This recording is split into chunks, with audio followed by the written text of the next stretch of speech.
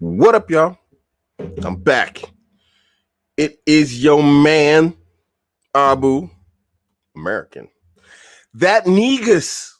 You love to hate or you hate to love. I don't know which it is. I think people hate to love me, and they also love to hate me. I especially have people who love to hate me. I know you're watching, my haters. That was for you. Anyway, what's good, Edison? Edison said you've been waiting for this one. Wa alaikum assalam wa rahmatullahi wa barakatuh. Yeah, everybody's talking about they wanted this topic, and a brother was like, yo, I was kind of dry on topics, and so a brother was like, yo, hit that red pill rot you were talking about for a minute now, and why you no longer call yourself red pill and these types of things. And yes, we're gonna get into this, but first, I'm ready. Janae, what's good, man? Wa alaikum assalam wa rahmatullahi wa barakatuh. Barakallahu feek for showing up. All right, red pill rot. Well, let's roll this back a little bit with history here, so you guys understand and have some context to me how I got in contact with the Manosphere / red pill world, and then why I decided that, although I do still kind of mix with these guys, I have absolute respect for Rollo Tomasi. He actually mentioned me in his third book, and may Allah guide him to Islam. And I still talk to these guys. I still have like a lot of contact with these guys, but I never learned, I used to even call myself like red pill, Salafi, and this type of stuff. I cut all that out, and I'll explain why. But anyway, going back into the history. As you guys know, I was in Qatar as an English teacher for quite some time. Wa alaikum assalam wa rahmatullahi wa barakatuh dash. And, I went to Qatar, got married, had 3 wives at the time. That's right, your boy had 3 wives at the time. And arguably, not even arguably, by just the understanding of what we understand good men to be today, I was a good man. I was a good husband. Perfect. I wouldn't say perfect. All right, I had my faults, but I talk about myself in a good way. So anyway, I was a good husband. I wasn't perfect, but I was definitely a good husband. And I'll explain why. I know I was a good husband later on. And the 3 wives things was working out for a little while, but it eventually fell apart. And you can look through my channel and through the history of all the years of the 1,000-something videos I've uploaded, and you can catch parts of the story and have a general understanding that it just went bad. And so for me, right at the very end, I was with my final wife, who I decided to kick to the curb. I was like, look, I can't do this anymore, because she's having all sorts of problems, all sorts of traumas, issues, whatever else. She had stuff going on with the jinn. She had sihr on her, all sorts of stuff. And I was just like, you know what? I just can't do this. I can't do this. This is too toxic for me. It was a relationship that I hadn't had any experience with. And I talk about this all the time. And I got this from the red pill world, and it still stands true. And we're going to talk about why I still use terms from the red pill world. My model of reproductive success, aka my parents, they were not a reflection of what I had seen in the relationship I was having, which was dysfunctionality. Despite the fact that my parents were imperfect people, love them to death to this day, they did have a very good, solid, relationship, and it was definitely not a toxic one. There was no dysfunction in my parents' marriage. So I did grow up in a 2-parent household. So anyway, using my reproductive model of success, aka my parents, as the foundation for my marriage to 3 women, things should have gone well. Should have. But as we know, beta supplication and this type of stuff, and I wasn't like an entire beta. I did have some beta aspects to my personality, and I won't lie. And we know that in general, women don't like beta in their men. And I even talked about this on Twitter, where I said, you have to have some beta in your relationship. But beta in your relationship for you as a man is like salt on food for her. Too much salt, it's just, it's completely just unpalpable. You can't eat it. It's disgusting. It's like, wow, it's repulsive. And we know that despite what a lot of women say, they don't like beta guys. Obviously women have a bifurcated reproductive strategy. We understand this, but And so therefore, this is why a lot of times you get conflicting messages from women, because a lot of times women don't even understand their own bifurcated reproductive strategy, that they have a two-part, if you don't know what the word bifurcated means, a two-part reproductive strategy, to where it's like they look for the best possible genetics from their partner, alpha, and then beta part of her strategy, where she needs a man that's going to provide or protect her and her offspring. So she needs very good genetics, and she needs protection and provisioning. The alpha gives the good genetics, the beta provides the provisioning and protection over a prolonged period of time.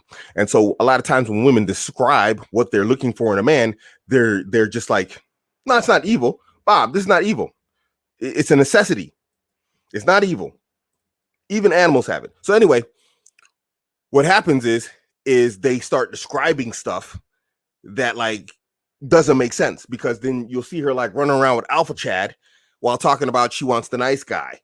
And it's like, what the hell are you doing? You're looking at her all confused, like, all right, I see what you're saying, or I hear what you're saying, but I'm seeing what you're doing. You're going for Alpha Chad. No, Bob. This is just the biology of how women were created. This is just biology, dude. This isn't even an active thought process in most women's heads. So anyway, moving on. So when you put that beta in there, that beta has to be like salt, not too much. It just becomes completely unedible, disgusting, and too little, things get like, a bit, it's bland. It's like, there's no flavor to this. This is just, you know what I mean? So there has to be that balance. It has to be there. Anyway, moving on. I had my balance a little bit too much salt, because I was like trying to be very cooperative and everything. Because I'm like, hey, these women, I've got 3 women, so I got to be the extra nice guy because they're in a relationship with me, as the only husband with, 3 women. So a little bit too much beta, but not enough to where it's like, no, it was still edible. I still had edible levels of salt in there, but it was still too much. It was like, when you get them fries and you're just like, too much salt, but it's like, it'll work. I can eat this with some Coca-Cola. I had the Coke going on. So anyway, that salt was too much. No matter what, it was too much. I know what I just said, but I'm just ego investment here.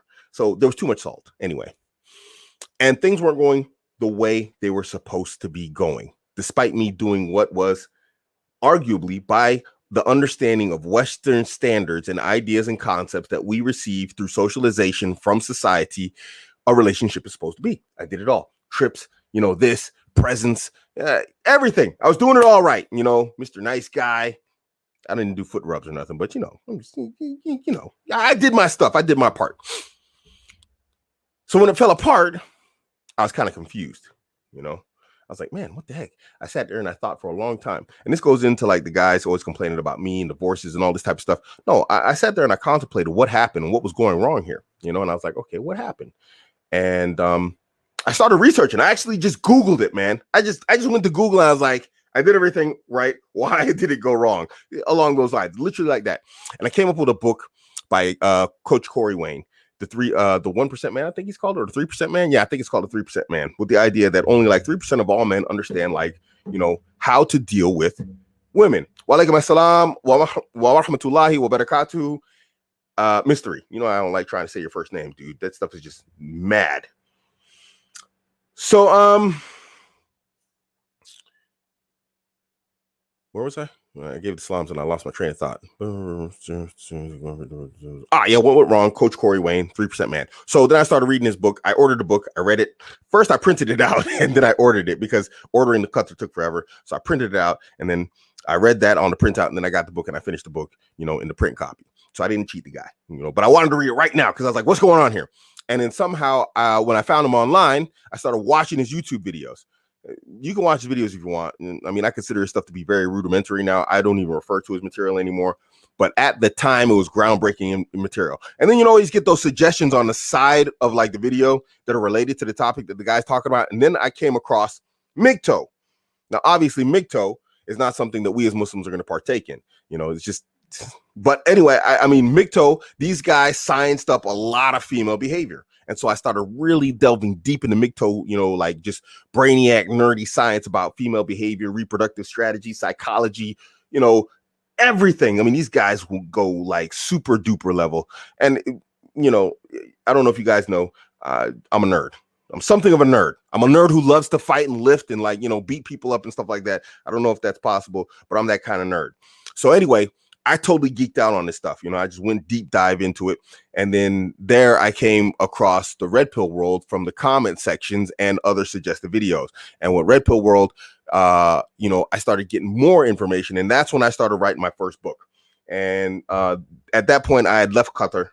I gave up the ideas of the ladies there. Unfortunately, there was just too many problems going on, from drug abuse to this, that, the other, and all sorts of other stuff. And I just said, you know what, I'm done. And when I was in Germany, I started writing my first book, which I actually threw away. I wrote something like 78 pages or something like this, all on female behavior, relationships, all my experiences, how it ties together from what I had learned from MGTOW, this, that, the other. And, it was groundbreaking stuff. And then I can't remember who it was. I think it was JW.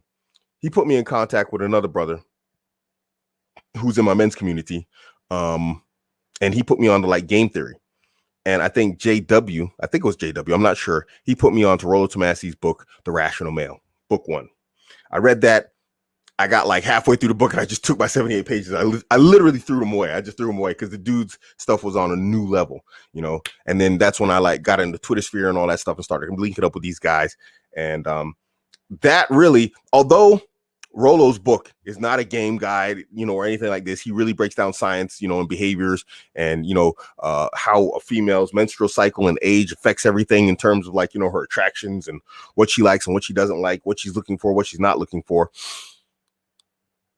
That completely changed my understanding of women because I was always kind of good with women anyway. I'm a good looking guy, mashallah, big muscular guy, got my muscle on, fighter, this, that, the other, good speaker.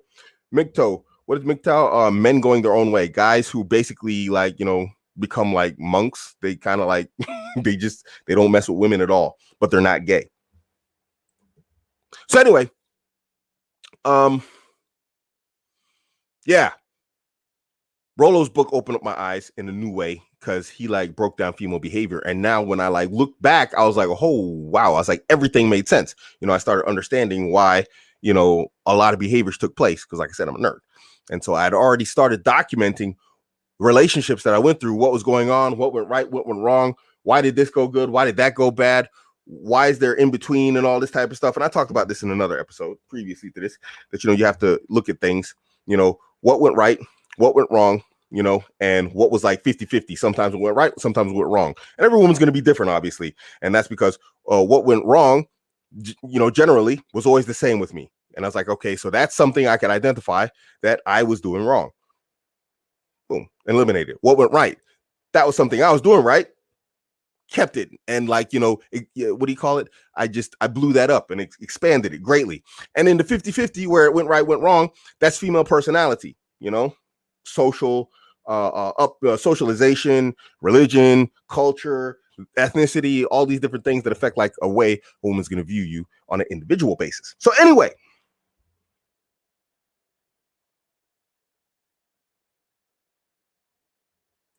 that's how it's advertised. Yeah, I don't know what the reality is. I mean, we know one of the biggest MGTOW channel guys, Turd Flinging Monkey.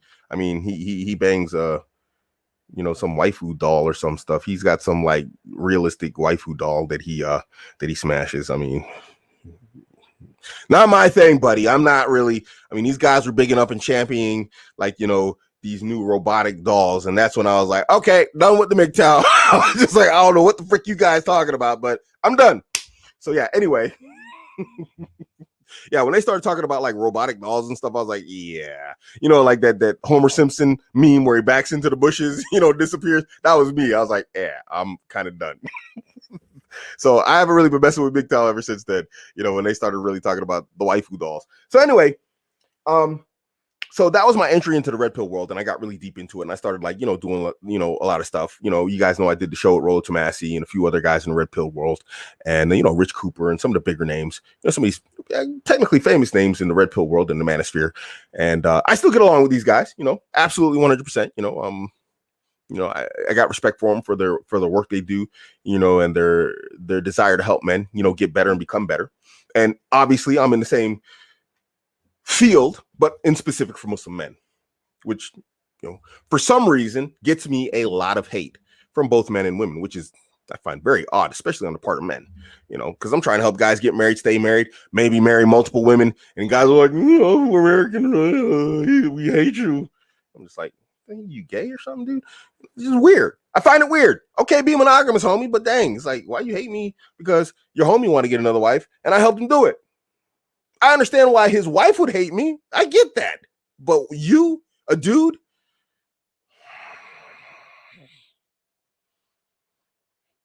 obviously you have been carrying your wife's handbag too long.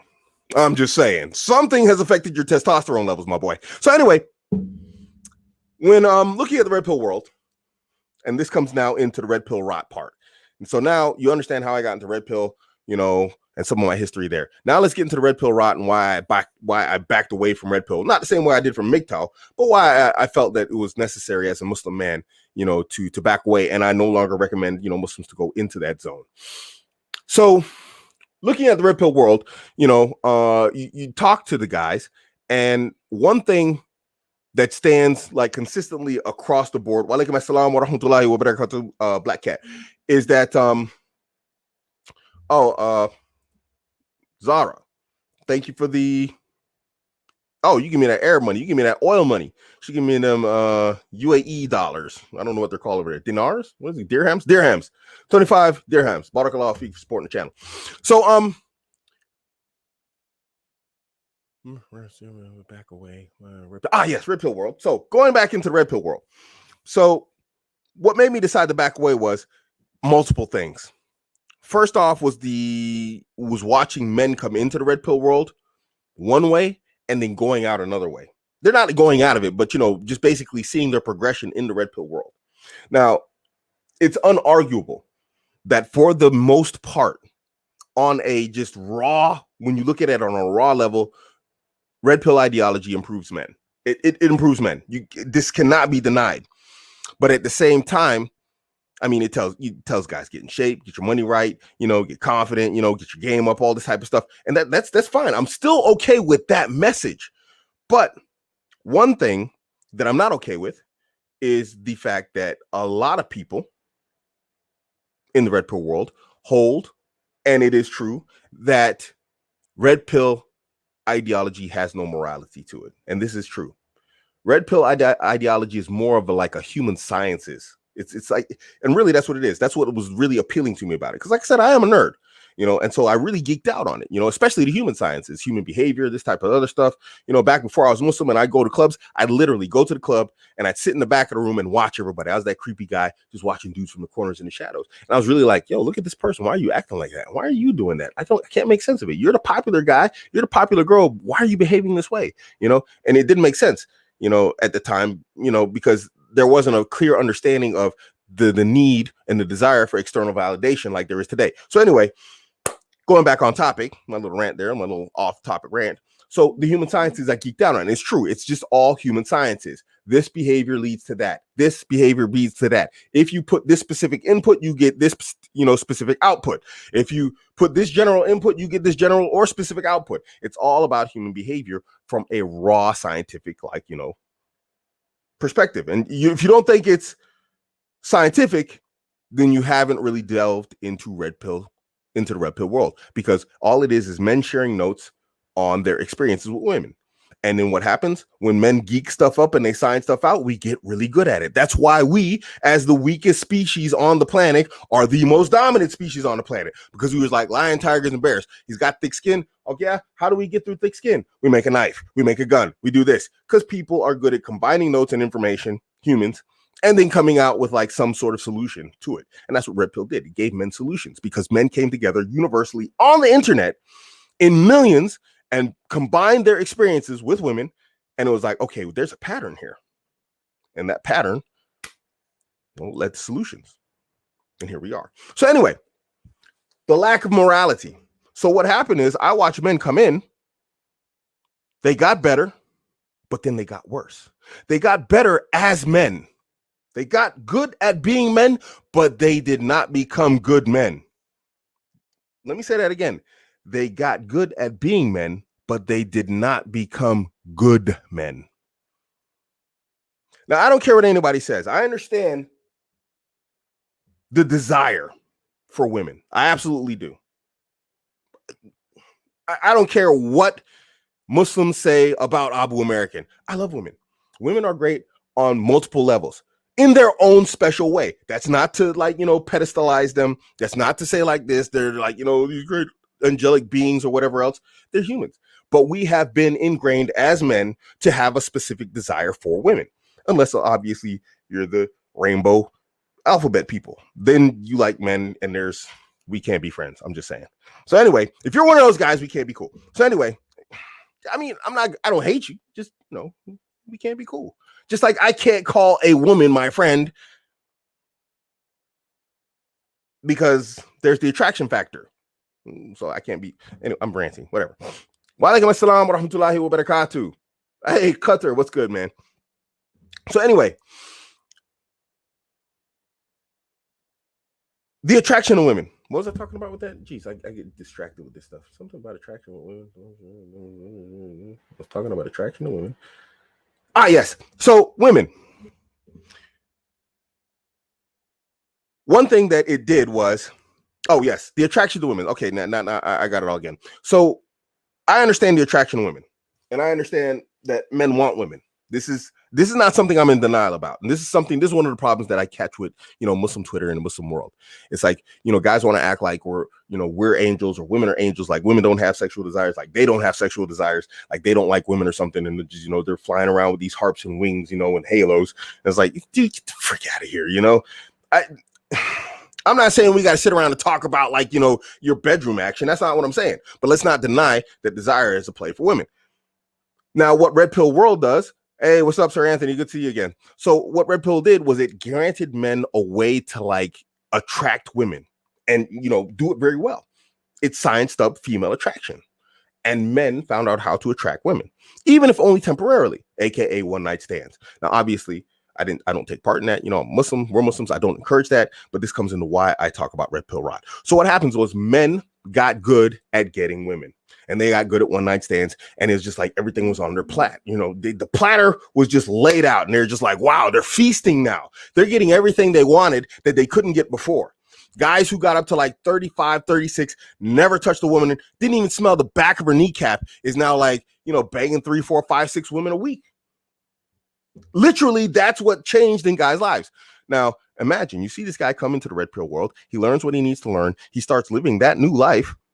He became a better man, obviously, because women found him more attractive, but he did not become a better man. Yes, it is part of there. Yes, it is. Absolutely. So anyway, then came into this lack of morality and nihilism. Wa alaikum assalam wa rahmatullahi wa barakatuh. And with this came two things, a lack of morality and nihilism. The lack of morality is what concerns me the most because I'm a Muslim. And at the end of the day, we answer to Allah. I don't care if you believe or not. I believe. You're going to die. You're going to face Allah. Point, fact, period, blank. If I teach you something evil and you use evil, I'm accountable. You're accountable. We all getting in trouble for it. But I'm getting in extra trouble because I taught you and then you went out and did it. So not only do I get the evil of teaching you evil, but I get the evil that you did too, because I taught you how to do it. And then you went out and did it. And whether we accept or whether we claim or whether we state that, red pill ideology and some of it, it has no morality attached to it, we are moral beings. You can't take that away. We're not animals. And this is where I abjectly, reject the concept that we can just say it's a pure science. We can't just say it's a pure science. We can't say that about anything. The Nazis, arguably, they conducted science experiments. A lot of the, I come from an Air Force family. A lot of the survival techniques and technology that pilots have in their planes today that have significantly increased their survival rate after a crash in a fighter plane come from the Nazis doing experiments on the Jews during the Second World War, putting them in the ice cold water, finding out what kind of material they could wear that would like help them survive, float longer in water if a pilot got shot down over the English Channel during winter. How could our pilots, because pilots were hard to train in World War II. You had a war to fight and then train pilots. And, you know, if you had a good pilot who had a malfunction in his plane or he got shot down for once, you would want to get that guy back in the air as soon as possible. You wouldn't just say, screw it, he died, let's go train somebody else. No, he's a good pilot. And he has experience that he can train new pilots with. And he can go up and shoot down 10 planes, you know, with his one. Unlike the new guy who's going to go get shot down in 5 minutes. And so that's a science. They were arguably conducting science. But there's a morality. There's the question of morality. Was it right to be experimenting on women, children, innocent people who can't protect themselves? You could have like took captives from the war. I'd absolutely call it abhorrent, whatever else. I would be fine with a prisoner of war being experimented on. You went to war against your enemy and now he's experimenting on you. Hey, you know what? That's what it is. He's your enemy. Don't expect mercy, but don't show any either. It is what it is. But you don't do this stuff to women and children and non-combatants. There is a morality that has to be practiced amongst humanity.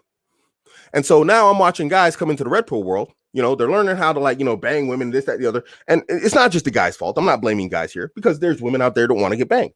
You know, they're not alone in this, you know. It's just these guys got good at it. Finding them, you know, pushing them over the edge to like, you know, maybe take action on a behavior that they wouldn't do before. Where's the morality? Are we dogs? Let a dog loose with other dogs or a cat loose with other cats in heat or in heat season. What do? They just screw and screw and screw and eat and sleep and screw and eat and sleep. Well, is that what we are? Are we boiling ourselves now as humans down to nothing but genitalia, stomachs, and beds? I find it very animalistic, and I find it like, you know, I find it to be, you know, somewhat subhuman behavior. Unfortunately, I'm perfectly fine with desires and desiring women. But if you're not going to like have any degree of morality to you, then what separates us as humans from animals? Just a few fancy words and opposable thumbs? Is that it? Really? But after that, we're just going to act like, you know, we're chimps in the field? I find that problematic. That's me personally. And no disrespect to anybody who's in the red pill world, you know, the guys who help guys be guys. But, you know, this comes now, like I said, let's come back to the morality. And the morality, the second part. Now, after a while, this wasn't in the beginning. What I'm about to say, it wasn't at the start of when I entered the red pill world. The whole concept that banging other people's wives and married women was fine. When I came into the red pill world, you never heard this talk. Then all of a sudden it was like this whole thing. Well, if you don't have sex with her, somebody else will. Because now they were talking about monkey branching and how women cheat and this, that, the other. And then the guy should go out and like be banging other people's wives and all this type of stuff. And I'm just like, man, what the frick are you people? And then at that point, I was just like, you know what? I just really don't want anything to do with you guys. I don't want my name associated with people who think and talk like this. What? Just because a hoo-ha's available, you got to smash it now? Well, if I don't bang that guy's wife, somebody else will. Okay, fine. We'll be that. Let somebody else do it. Have some freaking dignity and pride about yourself. You're supposed to, you know, these guys, they taught all these men how to be better men, which they did, and then they didn't become better men. Because if you were a better man, why not go get a woman who doesn't have a man? If you're so freaking great, if you're so good at your game, if you built yourself up, if you built up your money, you built up your status, you built up your body, and you made everything right, why on earth do you need to go take an occupied woman? Go find a woman who's not occupied. You're good. You're great. You got game on. You got your money right. Your body's right. I'm just like, what the frick are you people doing? Just, what are you doing? What are you doing? Then we got people within that same sphere talking about the collapse of Western society and morality and how women act and this, that, the other. We want virgins. We want like moral women. We want women who don't cheat.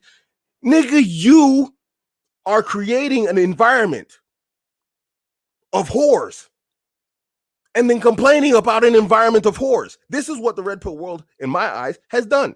A bunch of guys who want, you know, women who are moral and ethical, but at the same time, they want whores. So I want my girl to be a virgin. I want her to be like this. I want her to be young. And I want to be like this. And then you spend all your time learning how to like, you know, basically bed young women that you wouldn't want in a relationship with, that you wouldn't want to be in a relationship with. Oh, the Western society is going all to hell. The Muslims are taking over. Well, yeah, obviously, we're not running around like a bunch of dang animals in the street. I'm going to bang this. Oh, look at her. I'm going to go bang that. You're just running up and down the streets acting like an absolute savage. Excuse me if I can't get behind that. I just can't. I can't.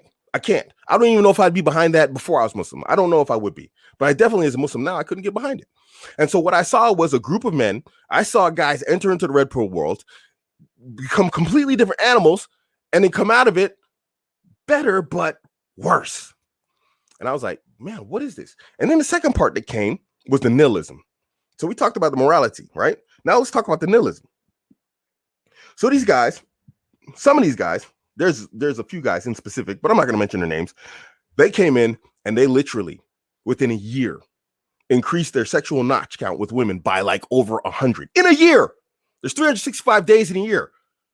And these guys would like bed over 100 women in a year from one day to the next. You ain't doing nothing else. There's 300 days in a year. I got stuff to do. What the? Are you crazy? So anyway, these guys, obviously, with their success with women, they've taken on the idea that you can bang married women. It's okay to bang married women, this, that, the other, blah, blah, blah, blah, blah. And eventually what happens? Your subconscious starts playing at your head. Well, if I get married, my wife's going to cheat on me. Because that's the world he's in, a world of cheating with other people's wives. And so in his mind, any wife is going to cheat. There's no moral women in his mind.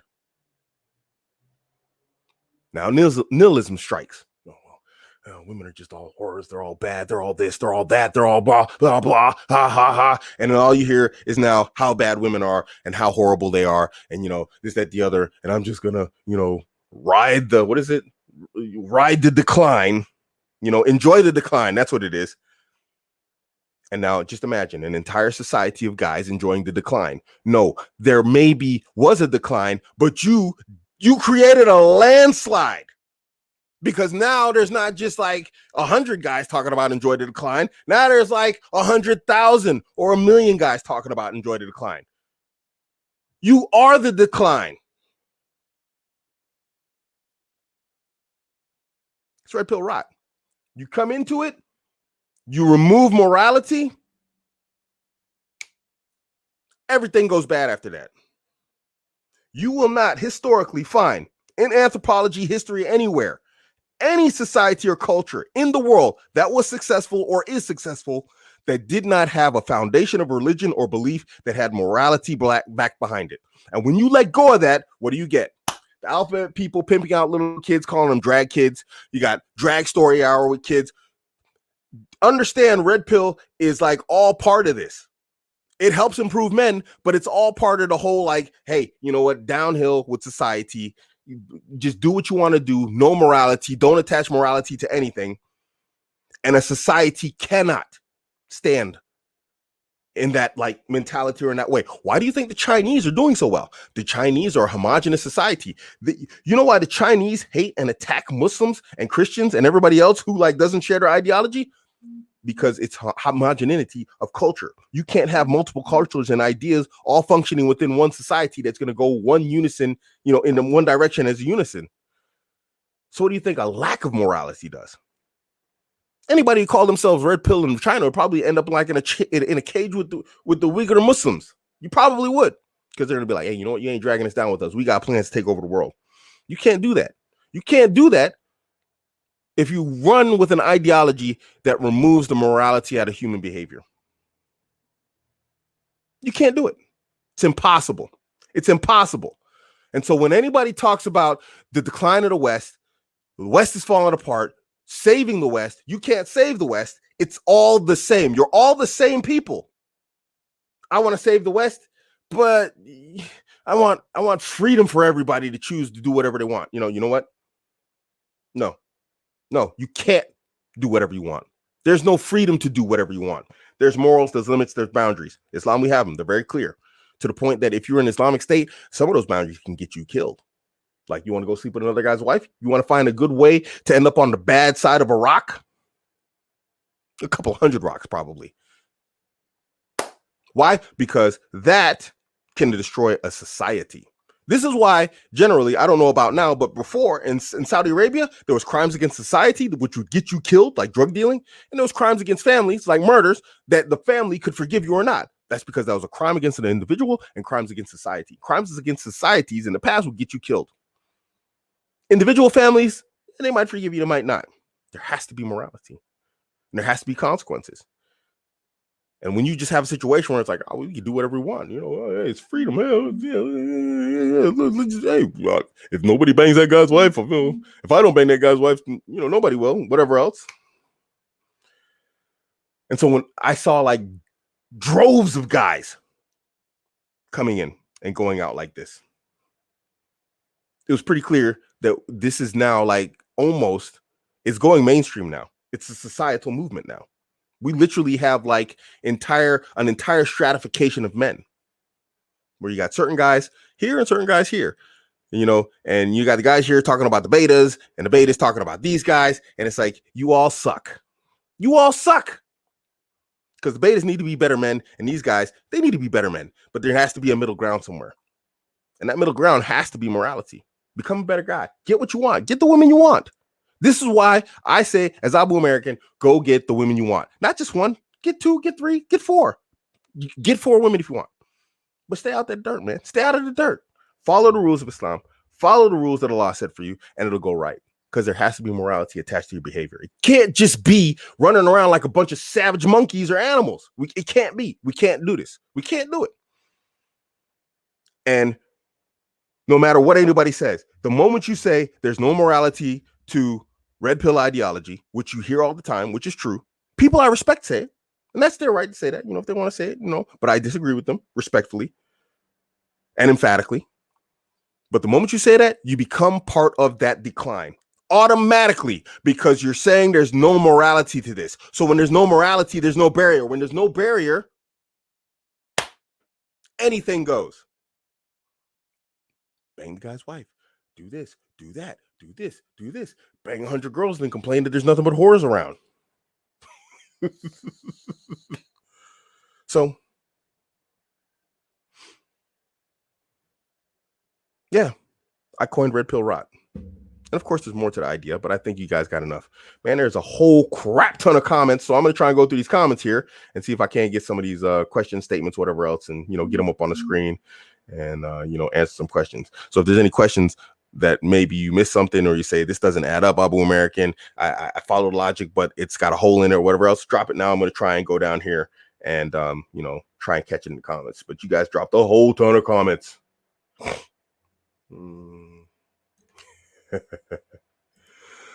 What's the best way to attract someone who's in a higher economic class? What about attracting taller women?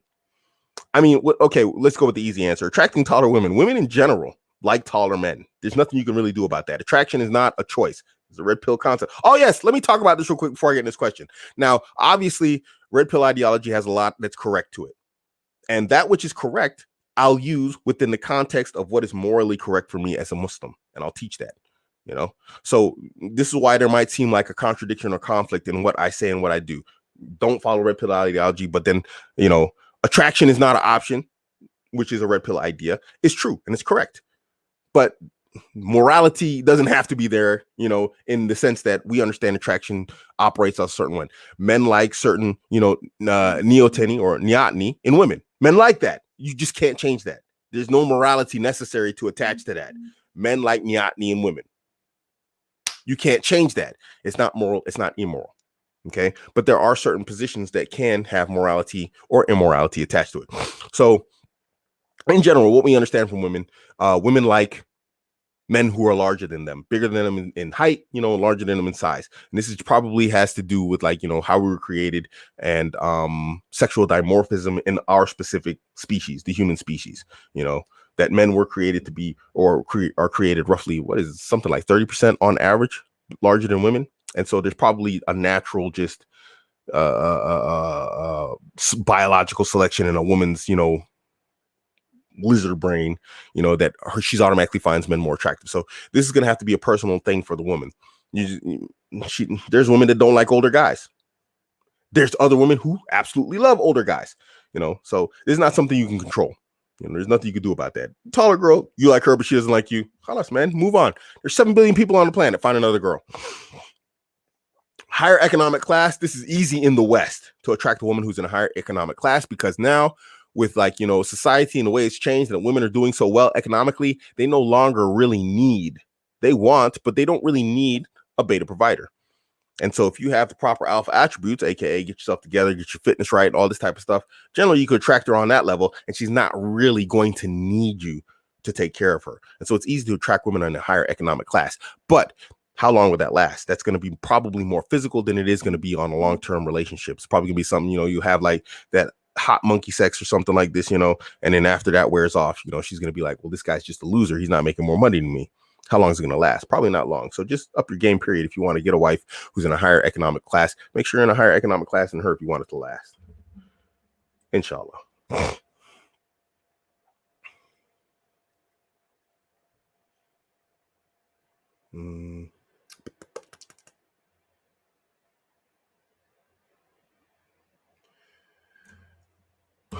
I mean, red pill is knowledge. There's a like I said, it is a science, But like I gave the Nazi example, there has to be some morality, because if you don't attach morality to your science, then you'll start doing crazy stuff, experimenting on people, women, children, doing evil, cruel things that okay, does this work? Does this not work? Every science has to have some morality to it. It has to.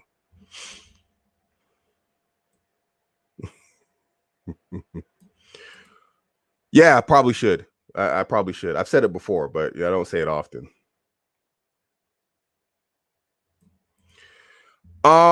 Black cat, you're Muslim. So obviously there's going to be a conflict with you, practicing PUA tactics. You use PUA tactics, use pickup artists. If anybody who doesn't know pickup artistry is what guys learned in the red pill world. And this is where the trading notes came from at first, in terms of the red pill world, and where everything kind of started off on how to pick up women, how to get women, how to bed women. In terms of permissibility, it's something for your wife, because you want to build desire. You want to maintain attraction and build desire with your wife in your marriage. So those tactics, they work universally. We've seen that it works. Like I said, I've seen guys come into the red pill world, 35, no lays, leave within a 12-month period with like a 70, 80 plus lay count after he entered into the zone. If that works that perfectly for that guy, it's going to work with you and your wife. It's obviously going to work. So if you're going to learn PUA tactics as a Muslim, then have good self-control and use it on your wife. Don't be out there doing stupid stuff if you're going to learn it and you're going to use it. But general women out on the street or whatever else, or sisters you meet online or whatever else, man, stay away from that stuff, bro. Stay away from that, inshallah. Get married, make it hot and spicy.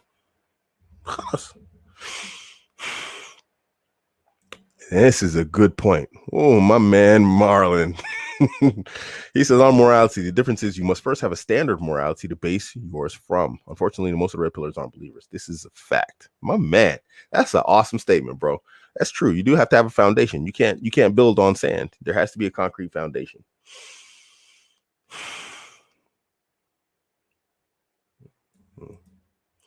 Morality is a hindrance in science, I suppose is what you mean, in science. Yeah, I suppose it would be.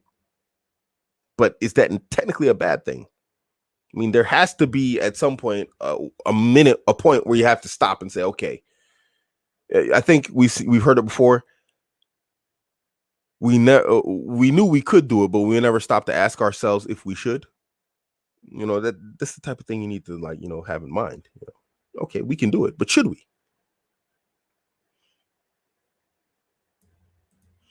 Do you have any advice on how not to fall back on bad habits or habits that set you back in life? I mean, that right there alone should be enough. I mean, if you have a bad habit that sets you back in life, why are you not learning a lesson from it? I mean, it should burn and sting inside to the point where you're like, man, I just don't want that to happen again. You see what I'm saying? If it's something that makes you fall backwards in life, and then you're not changing your habits, there's something fundamentally wrong with your environment that's allowing you to make a backward step in life and then not really suffer to the point that I need to give this up so that I don't fall back again. Maybe you living close to your parents or living with your parents, you have a bad habit. I'm going to just give an example here. I don't know if it's your case, I don't care, but you have the idea. you have some bad habit that causes you to lose a job all the time. You get a good job, then you lose the job. You go back to some entry-level job, then you build yourself up. Bad habit starts again. You lose your awesome job, and you go back to an entry-level job. Well, at some point, anybody who like gets in that position, the first time it happens, he's like, man, that was screwed up. He does it again. He falls back again. He's like, I'm never doing that again. And he'll never do it again, because a person who increases his standard of living based upon his employment, because he gets higher employment, his standard of living increases. When he loses that standard of living, he's going to fall back in a position. He's going to be like, you know what? Dang, I can't live like this anymore. And it's going to burn and sting so bad that he's not going to commit that habit again. So obviously it sounds like you're a guy who's in a position, if this is you, to where it's like you can fall back somewhere. It's like, well, it's not so bad because, mom's paying the rent, so I can start over, no problem. Maybe you need to change that environment if that's the case.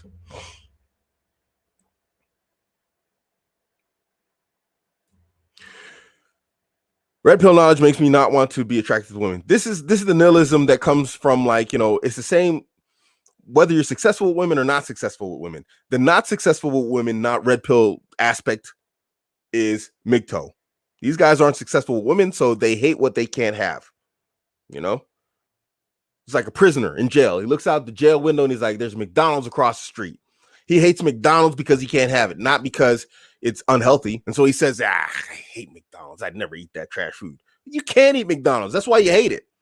Now, if he was outside of jail, maybe he'd eat McDonald's, maybe he wouldn't. But right now, he doesn't have a choice, so he hates what he can't have. That's MGTOW. And then you got the other type of nihilism where it comes from the guy gets successful and he's just like, oh, man, he gets disgusted with what he sees and what he always gets because he gets it all the time. He's the guy who always gets McDonald's, but he doesn't get fat. He's the guy who just gets sick of it and he just stops eating it because he's disgusted from it. Yeah. Absolutely. Absolutely. Yusuf, good to see you again, bro.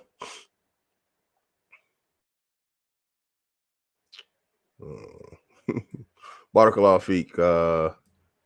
These Zennet. Yes, this is another one. Mystery. It's not, she's not yours, it's just your turn. This is another red pill concept and idea. It's like the idea. You see, at its core, there is some truth to this. A woman is a free being, and she can leave a relationship if she wants. She can stay in a relationship if she wants. It's your turn. But at its core, this entire concept is faulted. She's not yours, it's just her turn.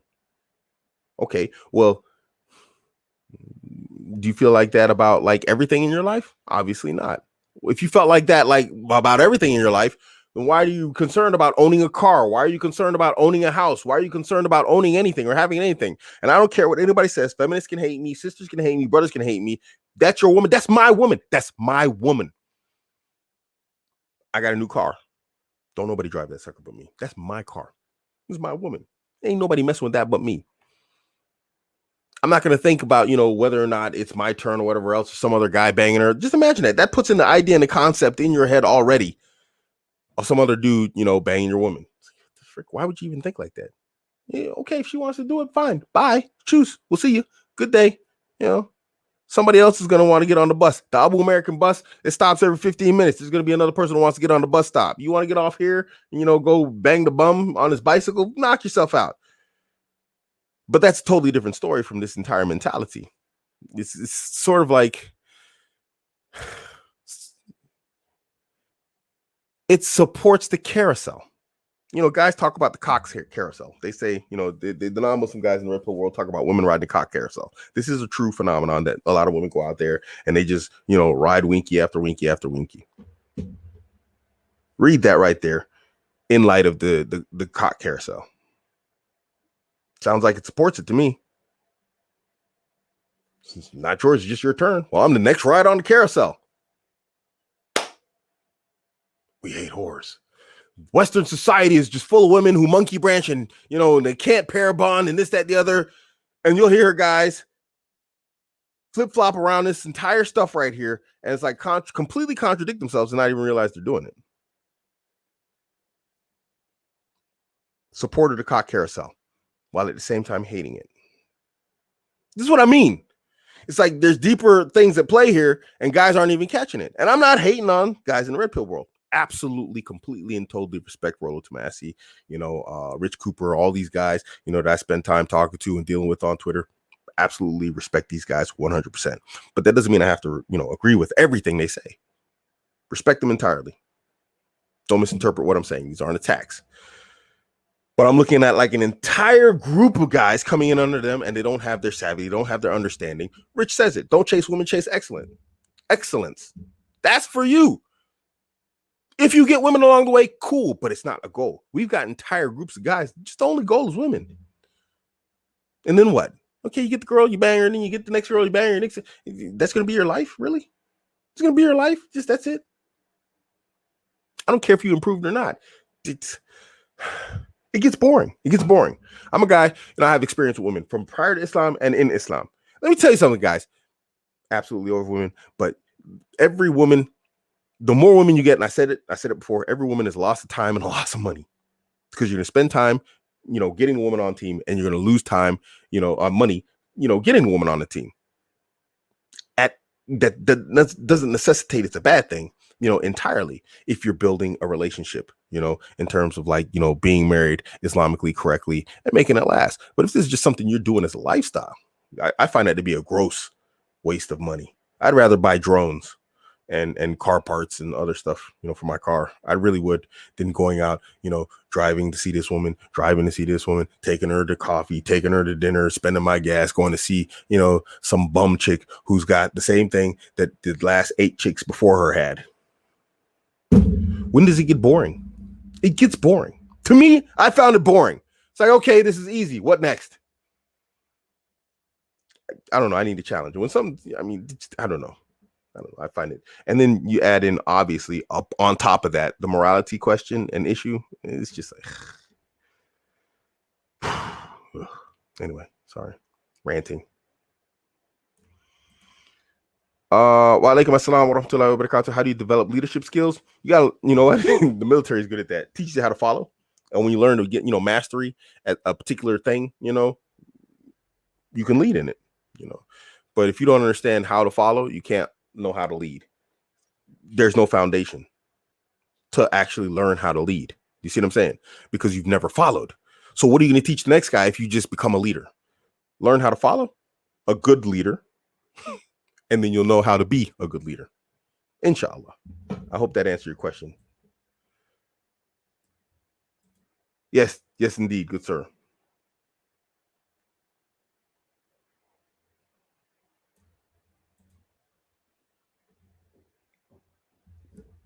Yeah, I know it's a rhetorical question. I know it's sarcastic, but exactly. Now, imagine this. You're a Muslim guy. You have a daughter. You have a sister. You have an aunt. You want a brother thinking about your aunt, sister, daughter, like this. If your mom got divorced, the next guy that's marrying her, you want him to think like this about your mom or your sister or aunt or whatever else. Allahu Akbar. Allahu Akbar. May Allah break your back if you think that's okay. Yeah. My observation is Sir Anthony says, my observation is that after becoming red-pilled, young men seem to want nothing to do with morality. It's as if it seems as weakness. No, yeah, it is a weakness in terms of like, it allows you to follow your weaknesses, and your weaknesses are your desires. Can you be successful in following your desires? Yeah, I suppose you can. There are guys who are successful and they follow desires, but definitely from an Islamic perspective, you can't. Like Allah said in the Quran, have you not seen the one who takes his own desires as his Lord? Tell me that they ain't these people. They worship their desires. Okay, so you want to consider yourself a god? Your desire is your god? Yeah, khalas. Okay, fine. But that's what separates us, and that's why Islam's taking over. That's why China is at war with Muslims. That's why China hates us. We have morality, we have ethics that we follow and we stick to. And they're based upon what Allah has taught us. It's not based upon just, the tingles we feel in our pants one day to the next. Yeah, you could do that. You're allowed to have the tingles in your pants, but there's rules to it and they have to be followed. And this is where, the lack of morality comes into play. If you don't have those rules, then you can just do whatever you want. But if you have the rules, it's the game on hard mode. Okay, now I got to do this. Now I got to get married. Now I got to take care of her. I got to do this. I got to do this, this. And I understand. And I don't deny that Western society is broken in terms of its marriage laws and its divorce laws and its family courts. It's broken. I understand that. But that doesn't preclude you from forming your own communities like Muslims do and having a religious marriage. Muslims are notorious. We'll go get married in a masjid. Khalas, man. Law says don't do it. Guess what we doing? We're going to do what we want to do. Because you ain't the law. And you know what works? We still do it. And it's still against the law. And we still have happy marriages that work. You guys can do it too. But you scared.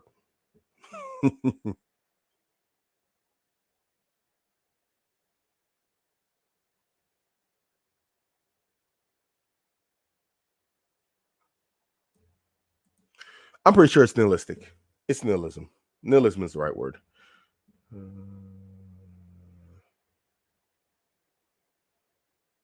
Geez, you guys like really went off in the comment section here.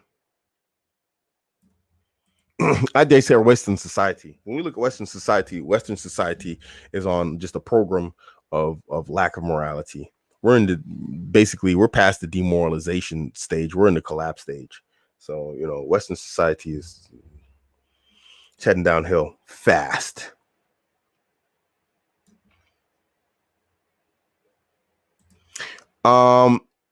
Sir Anthony, he said, this is the first time that I'm hearing of the idea of red pill rot. It's an interesting concept. It's a concept I developed. Nobody else has talked about it before because I'm the person who developed it.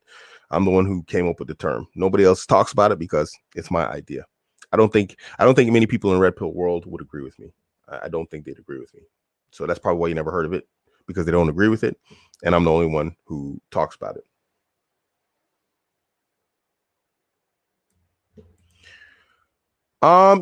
Yeah. Because now we have unfettered and uncontrolled hypergamy, and religion has always been a blockade, a bulwark, bulwark to hypergamy. Always has been. And so now we see how guys have game. What is game to guys? PUA is to guys is unfettered hypergamy to women. It goes perfectly hand in hand. So there needs to be checks on both sides, not just the guys. But I'm not dealing with the female side of the world. I'm only dealing with the male side of the world. We could talk. This is why I made the vetting guide. This is why I said vet your women. Because now you become responsible. If you're going to be a guy in this age and in this century and in this decade of like decadent women and men, you got to vet your women. You got to look out for what is bad. And so that's why I wrote the vetting guide. Still my top seller, man. Still my number one seller. Barakallahu feek to everybody who bought it. I know it ain't cheap, but I ain't had a single complaint because I dropped that fire in that sucker.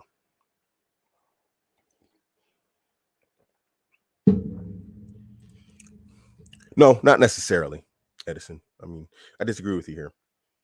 You have to be the absolute man for her. She's going to want to follow you more than anything else. This is why women follow criminals who they know are criminals, because that criminal is that guy for her.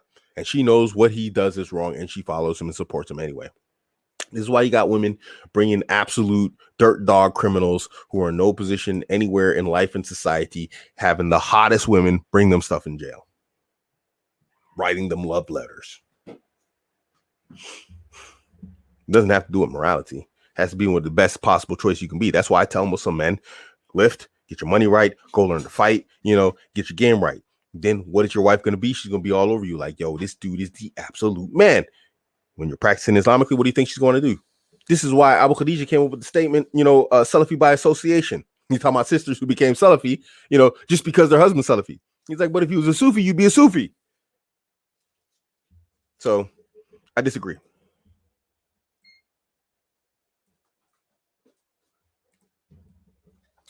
One or two, you said in the last video that it's better to be upfront about wanting to be polygynous. You also said not to mention you want to be polygynous, as you will have the stress. Yes. Okay. You're talking about two different topics here. The top part, you said in the last video, it's better to be upfront about wanting to be polygynous. Yes. If you're getting married or you want to marry a woman, it's best to be upfront about being polygynous or wanting to be polygynous. Now, I'm saying if you're married and this wasn't a concept or a conversation before, and you're going to go out and you're going to get married to another woman, don't mention it to your wife, like, just in passing. Hey, I was thinking about getting another wife. And you don't have any prospects on the radar. We're talking about two different topics and you combine it into one question, right?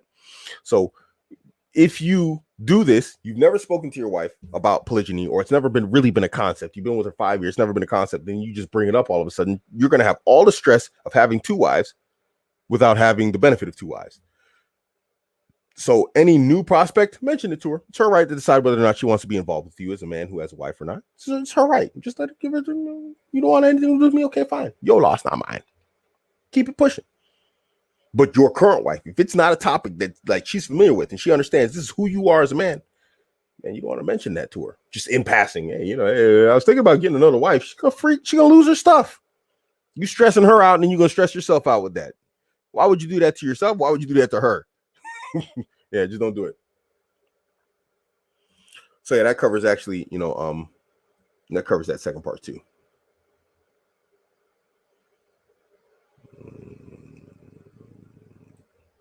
Yeah, but it's undeniable. The two are inextricably linked. I mean, whether we like it or not, the two are inextricably linked. Absolutely.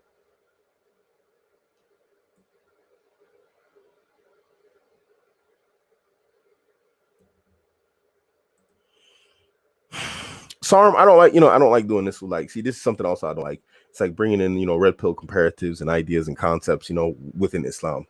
Just take the lesson as it is from an Islamic standpoint. Look to the ulama for the understanding. It's going to be superior to anything that we can make a comparative of, in an environment like this, inshallah. There has been some research. This research was done by a woman. I'll have to find it again. But basically, the research of the woman said that, she showed that for every sexual partner a woman has, there is a 7% decrease in her ability to pair bond with a man. She had 10 partners. There's a 70% chance that she cannot, properly pair bond with a man. She has women who had one sexual partner were more likely to be in a longer lasting happy relationship with that man than women who had for every sexual partner she had after that, her ability to stay in a long-term relationship dropped. Obviously, there's going to be exceptions, but this is what the science showed. It's literally a study you can find, and a woman did the study. It wasn't a man. So can't say it was some misogynist dude who hates women that made that study.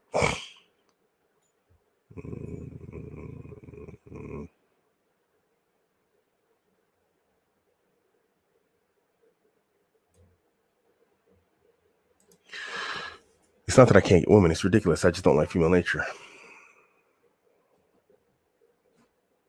You guys know, I've been married and divorced more times than I wanted to be. Literally more than I wanted to be. So I've had a lot of negative experiences with women. Some of it's my own fault. A lot of it isn't. Just this is why I came up with the vetting guide, because then I started realizing that, it was like, okay, I need to see what's going on here.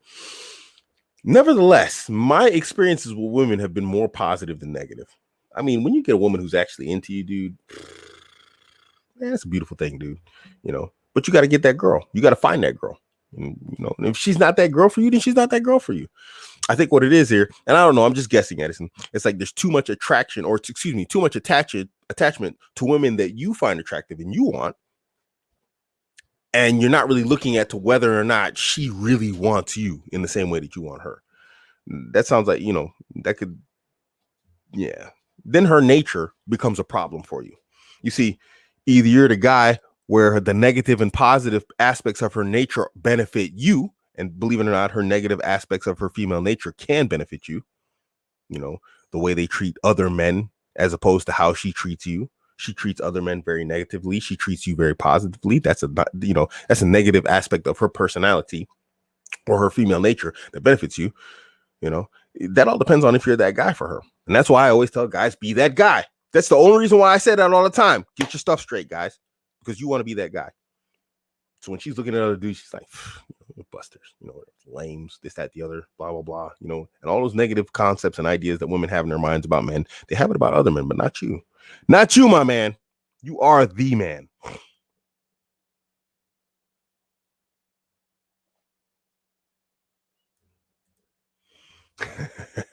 Any tips on how to avoid being too logical when having conversation with women? That's tough, man.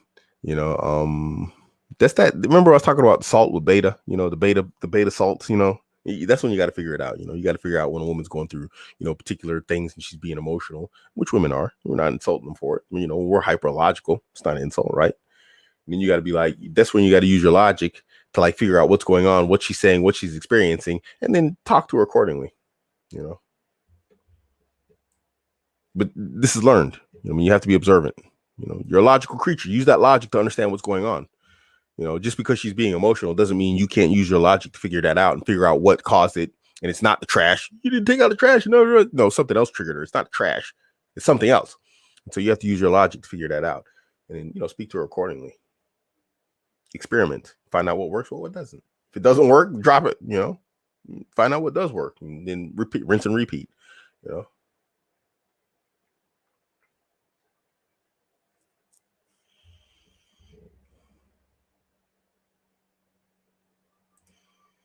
Okay, yeah, apathy and nihilism. We could say apathy in a general sense. We could talk about nihilism in a specific sense, you know, because when we start talking about guys who have the idea that, you know, all women are whores and I'll never get married and I'll never have kids because this, that, the other, because she's going to divorce rate me, this, that, the other. And I don't support, you know, legal marriage anyway. I don't advocate it. You know, I'm not an advocate for it, excuse me, not in the West, at least. You know, this is more nihilism on an individual level. When we talk about, okay, I could agree with you on this, like an apathy is a general sense, but on an individual level, when you hear people speaking on a specific, you know, individual basis, this is nihilism. I don't think it's apathy, in my humble estimation, but I could be wrong.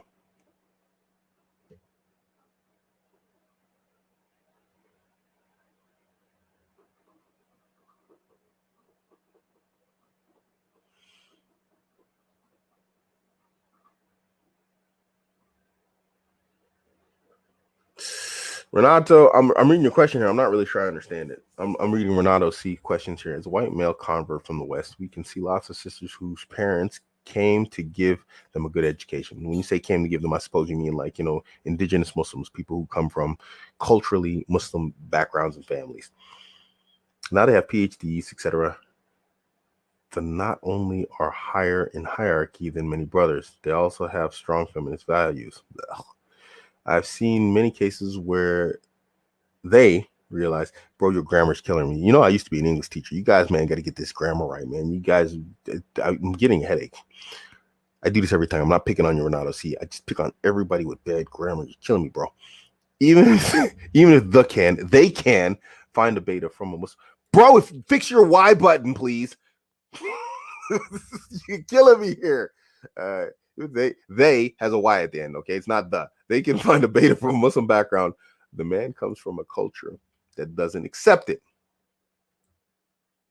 As a result, the seek out, bro. It's they seek out a convert who didn't press your Y button and see if it works, bro. You do this to me again, I will find you. Grow up in a masculine culture, white boys' thoughts. I'm not sure I understand.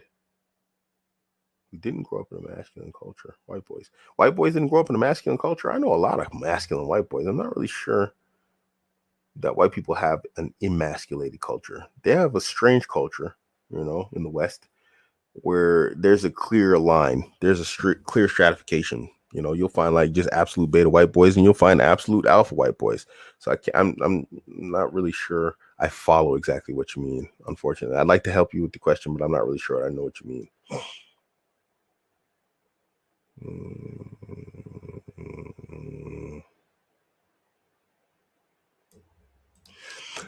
The solution is probably finding an old-fashioned sister back home with similar interests and values. The West is too toxic to live as Muslims, honestly.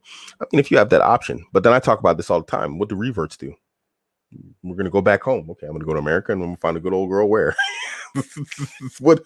Well, thanks, bro, for leaving us out. Okay, I see how you do, Abuamerican and crew and revert crew. You just going to throw us under the bus. Well, sucks to be you, Abuamerican. We're out back home to the village girl. Abuamerican, village girl, team village girl, Abuamerican. Bro, what are you doing to me here? Allahu Akbar. You broke my heart, bro. You just drive the knife in, huh? I see how you do it, brother. I see how you do it, brother. No, I'm just playing with you, bro. Yeah, I mean, if you got that option, alhamdulillah, but a lot of us don't have that option. You know what I mean? We ain't got the village girl option.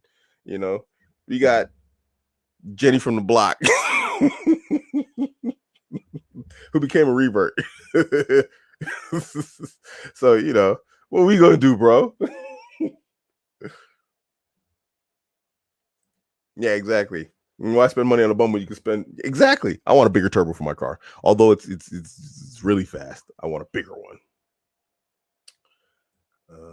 On the Fresh Fit podcast, they tried to justify men having sex with women and getting them pregnant being women's fault, but in reality, it's both their faults. But women suffer the most. I didn't see this episode, so I don't have any context to it.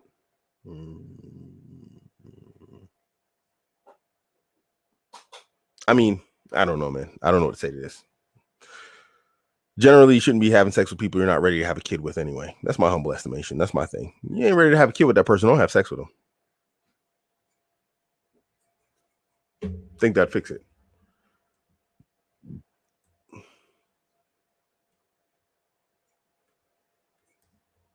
Yeah, this is one of the problems I see in the red pill world also. It's weird because people will go out and sleep with any woman with a pulse, but then also complain about women being too easy. Yeah, indeed. Dudes create an environment of whores and then complain about whores. And it's just like, wait, what? I thought you said you laid 150 women. Would you help make them, dude?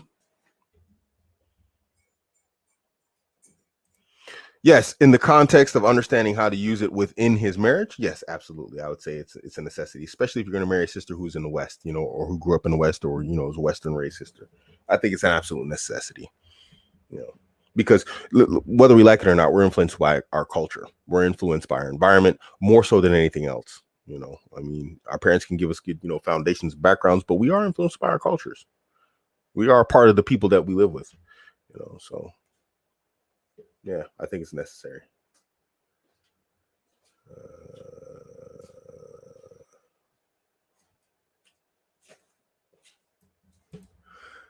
What do you think about men who go around bashing all women? I think they're like women who go around bashing all men.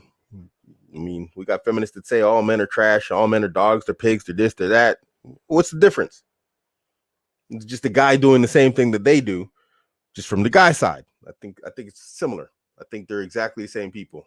They should all get married together or something. The women who bash all men and the men who bash all women, they should get a room or something. Oh, there's super chat. I apologize. I didn't see the super chat. Let me do that right now. I apologize. Ryan with the £2 super chat. Apologies, man. I didn't see this here. It usually pops up on the top of my screen, so I see it first, but I didn't see this one. How does a Muslim man practice game in a halal way? You got to get married, bro. There's no other way to do it. I mean, courting and all this type of stuff, and dating and flirting, all this type of stuff, it really starts after Islam. I mean, after Islam, after marriage. So when you get married, that's when you do it. Because really, Islamically, you should be marrying Islamically from a practical and literal sense, a stranger. You're going to be marrying a sister you don't really know. Now, obviously, nowadays we get to know sisters, we chat to them, we talk to them and everything. But what is correct, most Islamically correct, is marrying a stranger. You find that initial traction, you find out, there's that initial understanding that we're both like on a particular level of Islam and understanding that we agree upon. And you start, it's okay, I can marry this person. You get married, you start the game. I mean, I talked to my wife, but when she got here, I was like, yo, this chick's a stranger, She was a stranger. She came from Indonesia and she was a stranger. And I was like, awkward, Really? No, not really. But you were a stranger. You're a stranger. I ain't gonna lie, I didn't really like her. I was just like, who you? This is Abuamerican. Who you talking to? Over there with your thank you all that. So yeah, at first I didn't really like her. Not that I didn't like her, but I was just like, hey man, what you gonna do? Exactly. What you think's going on here? This is an Abuamerican show. This ain't the Ling Ling show. Ling Ling. What you got going on here? So I used to, but then I put the game on her. Now she's just all like, she's just like melt in the morning. Get up. Now she's just like, ish. Oh yeah. So, and now she just like all like just putty. Just like got her in the hand like.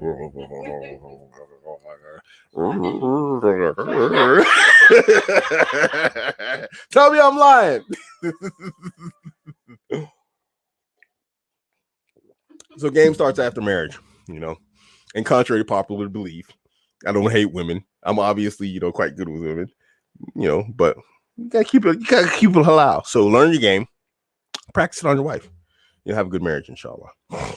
Inshallah ta'ala. Well, let me check, see if there's any more super chats, since my super chat thing ain't working very well. Okay, no, that was super chat. Dang, y'all went off on these comments, man. What the heck? gonna try and get through these questions. I've been on like an hour and 20 minutes. I'm usually, off in an hour, but I'll try and get to as much as possible. Tomorrow's another show, guys. Remember that. Just your relationship question. You ask whatever you want to ask. I'll answer whatever you want to answer.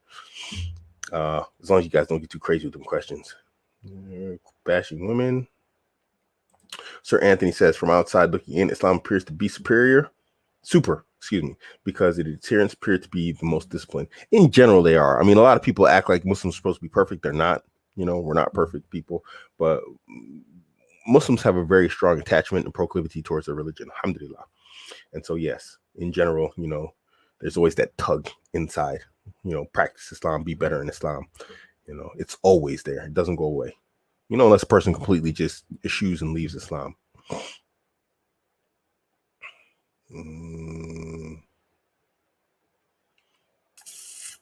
Just going another question here, guys.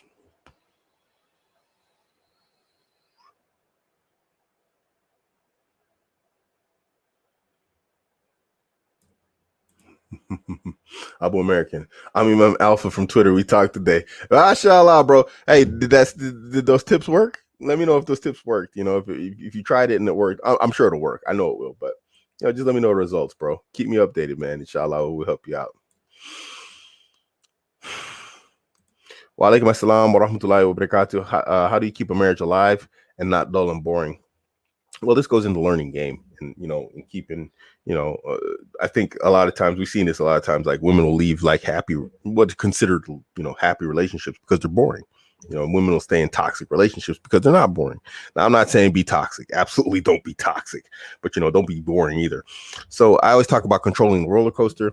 I don't know if I have any videos titled with the roller coaster, but go look up or, look up, you have to watch some of my videos on like, maintaining a roller coaster, where it's like, you give her the ups and downs, keep her emotions on play, whatever else, not in a bad way. Obviously you don't want to, unless it's a positive manipulation. I've talked about like positive manipulation, but manipulation can also be negative, manipulate her emotions in a way that, keeps her happy and excited, or whatever else. You're going to learn this through game. If you learn game, the problem is learning game and not falling into like, the red pill world and like some of the traps that are there in terms of morality.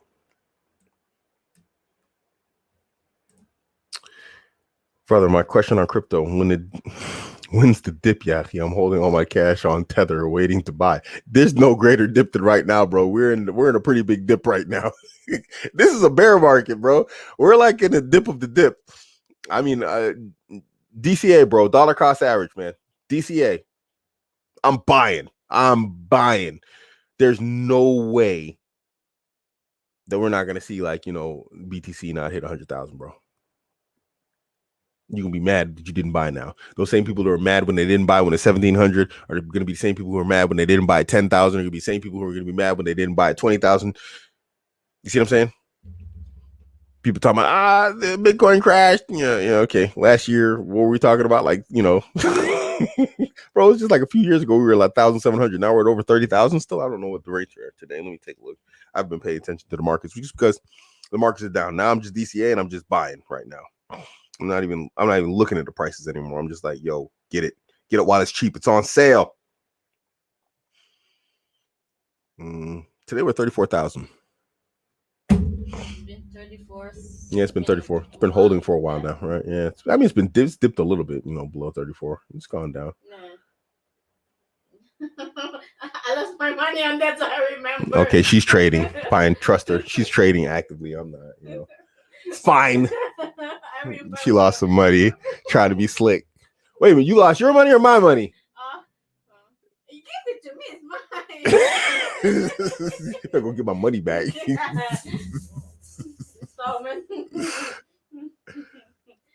About body count, is there a way to find out if a potential has committed Zinna or dated before? I understand that we shouldn't inquire about previous sins, but it's hard for me not to think about it. Bro, there's not really much you can do about that. It is not permissible to ask a Muslim about their sins. It's not, as far as I understand, it's also not permissible to expose your sins. So it doesn't mean she's better than you or she's not better than you. About previous sins. What? This guy. Well, I got a good pillow to throw at you here. Let me find the pillow to throw at you here.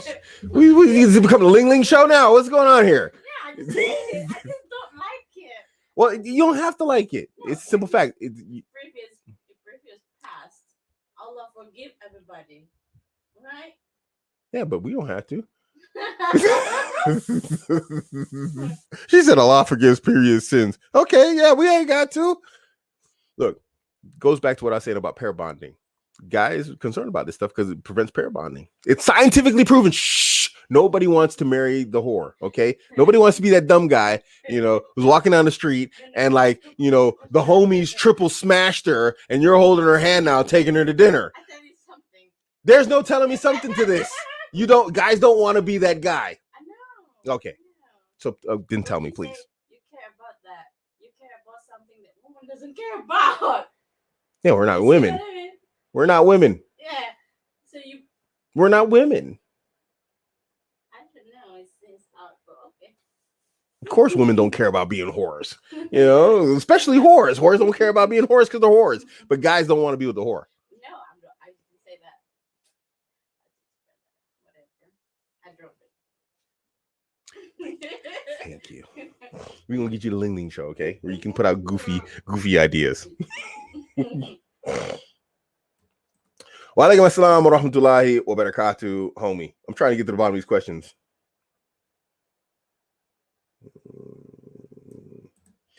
Oops. And you. I mean, ya akhi kareem. Barakallahu feek. Jazakallah khair.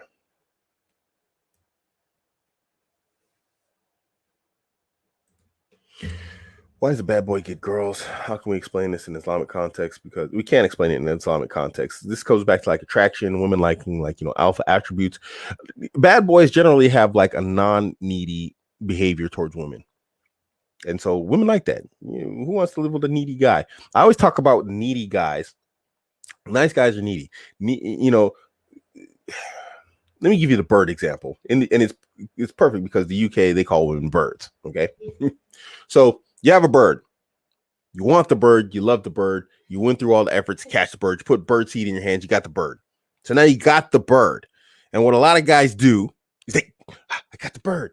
And it's fluttering around. It's kicking around. And so he squeezes harder. And what does it want to do? It just wants to get away because you're squeezing too hard. The bad boy, he's like, I got the bird. He's used to getting birds. So one bird land, two birds land. Whatever, birds. Nice birds. And sometimes one lands, he's like, he pets that bird and he keeps that bird. Women want that. They like that freedom. They like to, to be open-handed, loved, quote unquote. Because he's not needy. He's not going to crush him. He's not going to cage him in like some animal, and she's going to feel free. But at the same time, she wants to be there. She's not trapped there. And so bad boys generally have that attribute to where they're just they're not needy. And they have that very alpha type of mentality and behavior also, which is attractive women also, obviously. Yes, they have confidence. Absolutely. That kills me, bro. These dudes with this broken Y button, mashallah. This brother, he had a broken Y button. He's driving me crazy.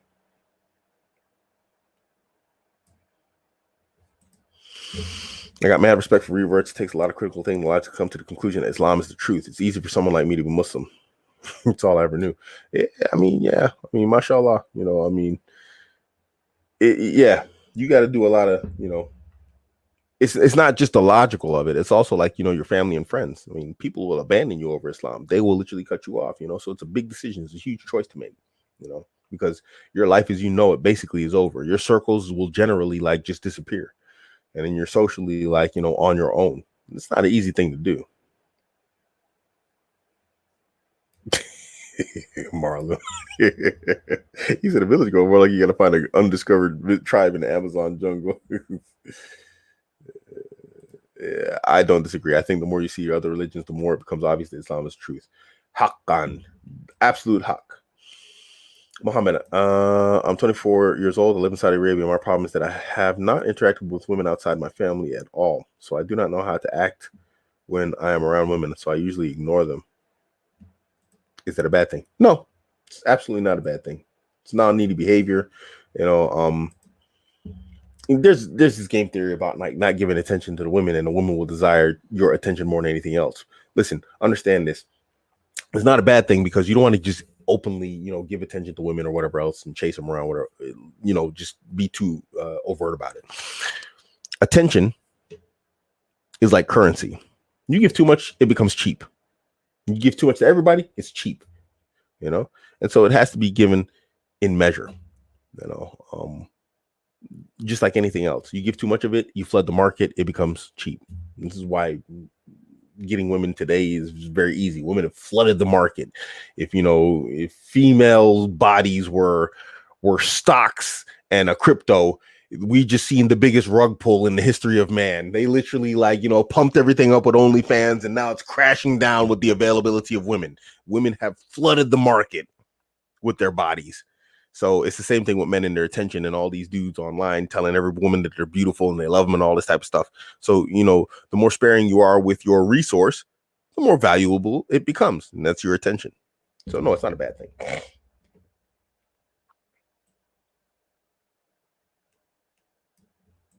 I have no opinion about him because I haven't followed anything about Khabib.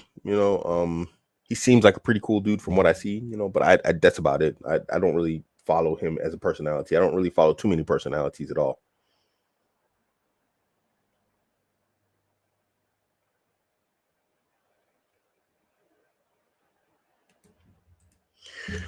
Did you see the new viral pictures on Twitter where a girl apparently tells her prospect that she convinced her dad of the 20K maher and have paid it over 5-year installments? Yes. The guy said he can only pay $500 and he already started talking with other women. He ain't playing. Yes. That brother and those messages came from my men's community. There were private messages that were shared from my men's community without permission, and it went viral. And that brother literally says that I taught him that, walk away mentality, right? That whole, you got her, you can get somebody else mentality. Under no circumstances do I support brothers paying 20,000 mahars. And this brother, mashallah, he can afford it. He can afford it, but he shouldn't pay it. I taught him what he knows. I taught him to walk away. Those screenshots came from my men's community. I'm proud of that, brother, mashallah. Allahumma barak feek. There's under no circumstances.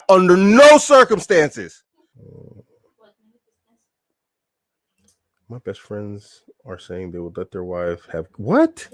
What minutes before you go for? We are at 133 right now, so it's going to be 133. So it's going to be before 133. So the part about just who he is with, from my men's community and whatnot, just cut that out, inshallah, please. Thank you. My friends are saying that they would let their wife have guy besties. Can you educate these fools? Okay. So, guy besties. When are you gonna learn, man? I don't even know. How can I educate them, bro? When are you gonna learn? When are they gonna learn, bro? At this point, it's willful ignorance. At this point, bro. It's just willful ignorance right now. Wa alaikum assalam wa rahmatullahi wa barakatuh, Umar.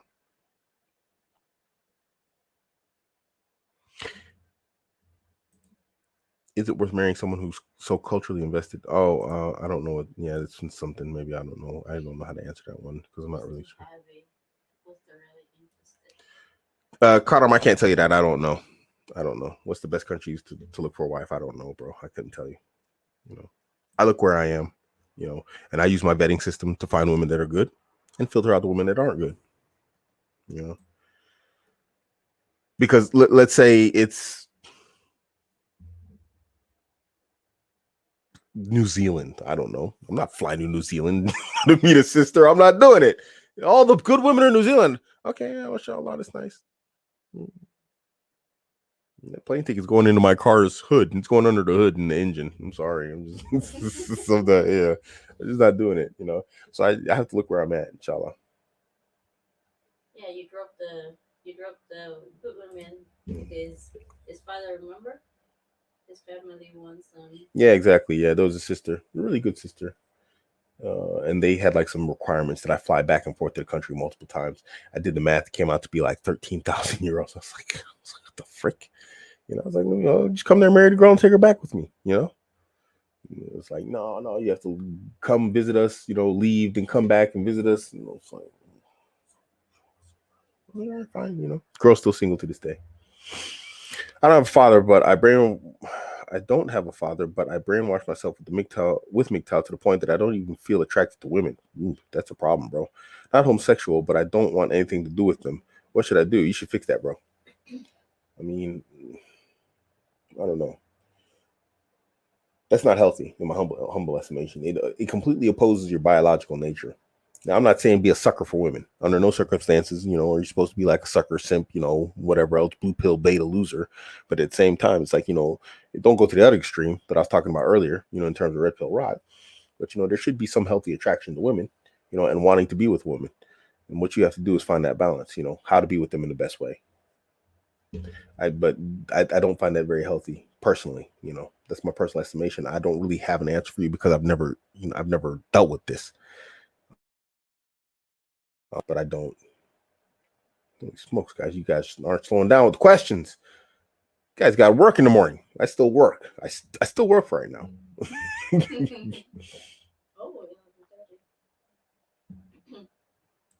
Yeah, he's in my community. I didn't mean to out him like that. That was a mistake on my part. It's gonna be fixed, inshallah.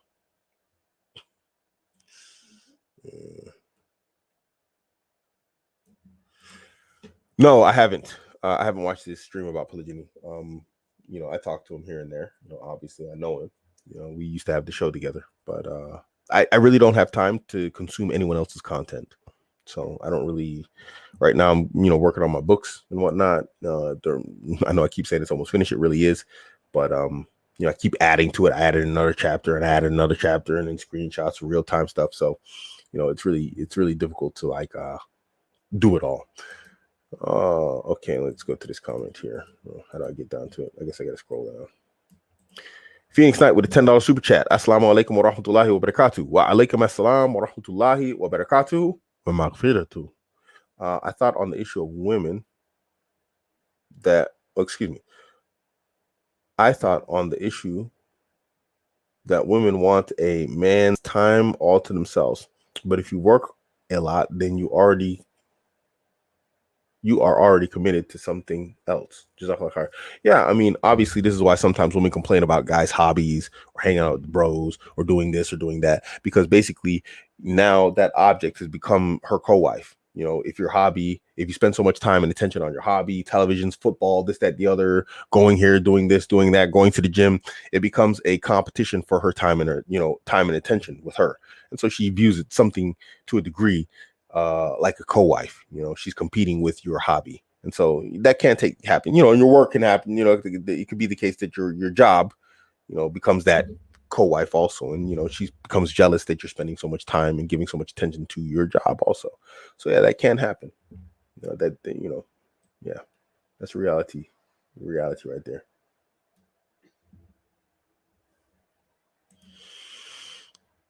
I agree. Even if 20K is affordable, yes, it does.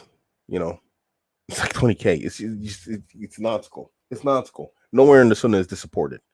They like to say that whatever a man can afford, then a man should pay, type of thing. And it's not. You read the statements of the ulama, this is not really what they were talking about, that the guy should be paying 20, 30, 40, 50,000 for a mahr. What is he buying her? What's going on here? This is really strange. I find it really strange.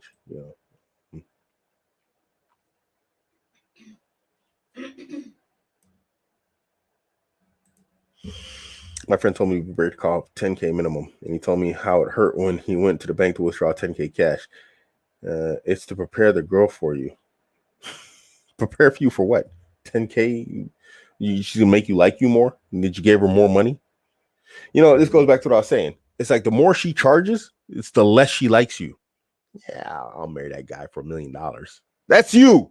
When you're paying 20,000, yeah, I'll marry that guy. But if he has $20,000 to give me. But if a girl wants you, man, she'll marry you for you can recite like certain surahs from the Quran. Because we've seen it. Dudes out here getting married for very simple stuff. Very, very, simple stuff. And it's permissible. So that means the guy who gets married for a Quran, some women ask for a Quran. I had a sister ask me for a Quran. I had two sisters ask me for a Quran. They asked for a Quran. Yes, I gave her a Quran. She wanted a Quran. Does that now make my wedding and my marriage less successful and less permissible than the one who paid like 20, 30, 40, 50,000? No, it doesn't. Not at all. What are we doing here? We're making the halal difficult and we're making the haram easy by doing this type of stuff, man. Yeah, man. It's gonna be a day. I hate to say it, man. This crypto thing work out for me, bro. I'm gone, man. Y'all are on your own. I hate to say it, man. Better hope it don't work out for me. I'm joking, but it is true. If my crypto stuff works out at the end of this dip, I'm gone. Yeah, bro. I don't even have statements on it anymore. I mean, it's really to the point where it's like I said, these guys are willfully ignorant now. It's like no guy friends. Period. It's just done. It's done. No guy friends.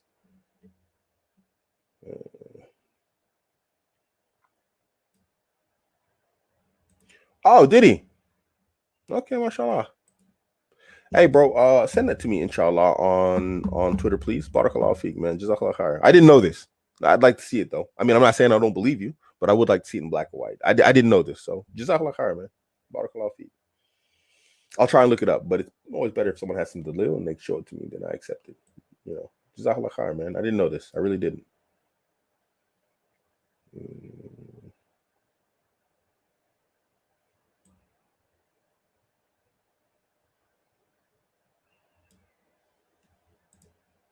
How much did a man pay for a maher? 1 day salary, 2 weeks.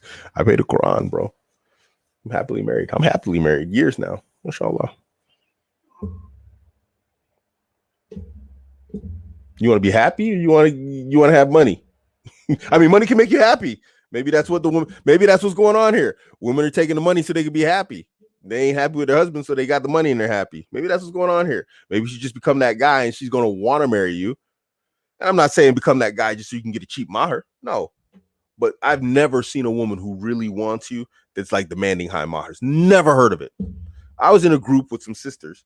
They added me on Twitter. This happened to me randomly, like some troll groups where they like got together and they discussed trolling people. I guess they were talking about trolling me, and then they added me to the group. And so I'm just sitting here ninja watching their conversations. And there was a group full of sisters, obviously hate me, and they started talking about marriage. And they said, yeah, any guy I don't like, I'm charging. I'm going to charge him a bunch of money. I'm going to get me a bunch of money. And then she said, even like, I'm going to look to divorce him later.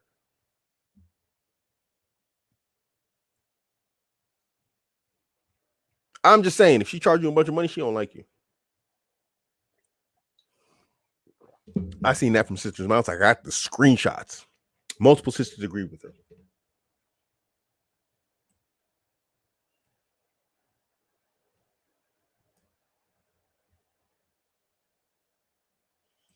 Yeah, I do believe I've heard this also, but I don't know the source for it. It'd be very important to get the source for that statement. This is funny.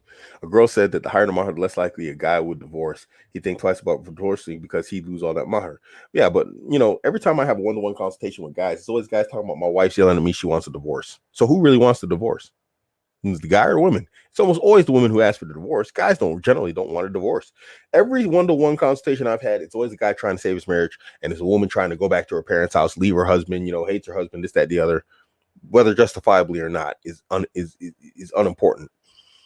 And I don't think that's connected to mahars. Just generally, guys just don't want to lose their wives. So I don't know if that's necessarily true. In Indonesia, mm-hmm. It's very common that we don't ask for mahar, but the parents set it up. Yeah. But then the problem is they want a big wedding. It's not the mahar. Well, I mean, a lot of women, they want a big mahar and a big wedding. The mahar probably just a ring or something like that. Okay. Yeah. So here we go. The best dowry is the easiest. Source Sahih Ibn Hibban, 4163. And our brother here says, Ibn Taymiyyah says in Majmu' al-Fatawa, whoever thinks that increasing his daughter's mahar and asking for more than the daughter of the Prophet, sallallahu alaihi wasallam, is an ignorant fool. There you go. All right. Finally hit the bottom of the comments. Guys, jazakallah khair for tuning in. Oh, wait, 1 second. We got one last question. I'll do it and I'm getting out of here because I've been on like for an hour and 45 minutes. I'm usually on for an hour. Wait, if the wife asks for a divorce, doesn't she have to return the mahr to the husband? Yes, but she can ask for a divorce, but you don't have to give it to her. But most guys just say divorce. They just divorce the wife. Give me it, divorce me, and then the guy divorces her. But he doesn't have to. In this regard, she has to ask for a khula, an annulment. So she has to seek an annulment. But if the guy divorces her, then the rules of the divorce applies. But if she gets an annulment, a khula, then boom. How to quit porn, I covered on the last show. If you're actually like dealing with an addiction, then you need to seek therapy, because it's an addiction. Whether it's like an addiction to the screen, an addiction of substance, or whatever else, the effect on the brain is the same. The dopamine, and all this type of stuff in your head is the same. So you need to seek therapy, inshallah. Because I don't really, I despise anything. Me personally, how I quit addictions, I despise anything that has power over me to make me addicted to it. That's why I quit coffee. I went through the withdrawals, all this type of stuff, and I haven't picked coffee back up again. It's only because of the addiction factor of it. So despise what controls you, other than the religion of Islam, obviously. So this is your man, Abuamerican. Thank you for tuning in. Barakallahu feek. Tomorrow I'll be back. You can ask your questions, general questions. Don't ask anything stupid, guys, please. But you can ask relationship questions, general stuff, life, and whatever else. And if I can answer it, then I'll answer it. If I can't, then I can't. And it is what it is. So that'll be the Eben Phillips show tomorrow. Barakallahu feek for tuning in. Subhanaka Allahumma wa bihamdika ashhadu an la ilaha illa anta astaghfiruka wa atubu ilaik. Assalamu alaikum wa rahmatullahi wa barakatuhu.